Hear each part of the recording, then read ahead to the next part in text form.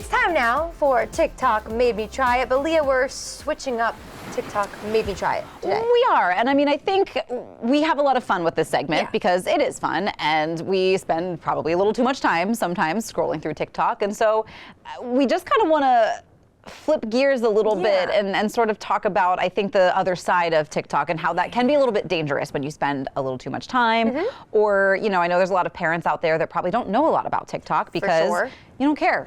Well, we even work with a lot of parents who, like, they don't have TikTok. And we're kind of this middle ground, right? We have younger viewers, we have parents as viewers. And so I think we at least are in a good age where we love TikTok. No one's questioning that. Right. But we also see the dangers in it. Well, I think because we're, like, millennials are kind of the pioneers of social media. We're the ones that started it. So I think we understand it in a way that Gen X doesn't, that boomers don't.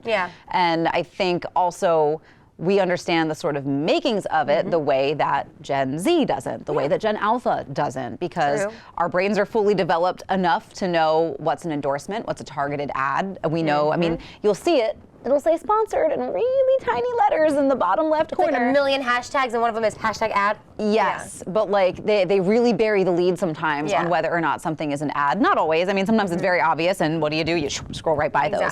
But I think the conversation has cropped up a couple times now, especially if you've got kids in that like tween, early teenage years, and I think especially girls are susceptible to the beauty trends. And I think that's kind of what we wanted to talk about for our TikTok Made Me Try It segment, is that maybe you don't have to try everything that you see on TikTok. These are TikToks you can't make us try, because we always say we'll try anything, and we will try most things. But here's a couple things. Is there something like a trend on TikTok you've seen that you're like, I'm not going to get into that?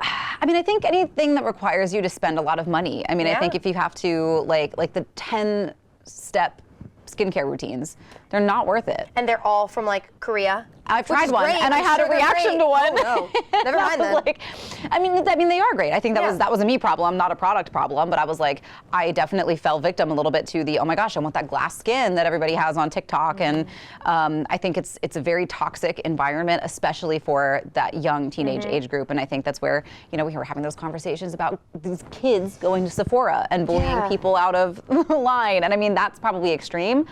But, and I mean, I remember those sort of early teenage years, you start buying your first piece of makeup. You start buying mascara. You start buying a lip gloss. I don't know. Yeah, I just don't think you need collagen and a facial peel at that age. You don't need the anti-aging products. In fact, I would suspect that it probably does more damage to your skin than good at that age, because your skin is always making new skin when you're 14. You have baby skin. You're perfect. Yes. Exactly. And kind of going off skincare, the beauty, the body trends, I guess I would say. There is a guy on TikTok who I actually love, and he goes through and is like, is this workout? Because girls are like, you're going to get this butt in a week if you do these workouts. And he's like, yes or no. Right. I love people like that. So don't let that trick you and your young ones too. Yeah. So I think we just we kind of wanted to have this conversation about trends that maybe you see, but if it kind of feels wrong in the gut, then you know that like maybe this is a conversation that you should have with your kids, and just I think have those open conversations with your kids. Know what they're into, know what they're talking about, and maybe just have that sit down. Like I think,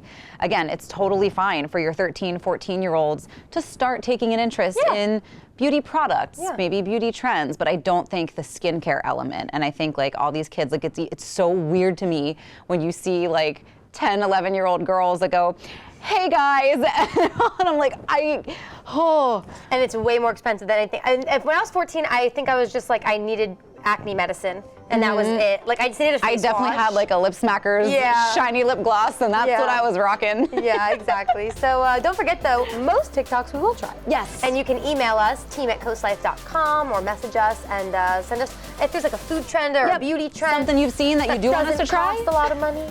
We'll try it out. We'll give it a shot. Yeah. But we've got some more Coast Life headed your way, so stay right there.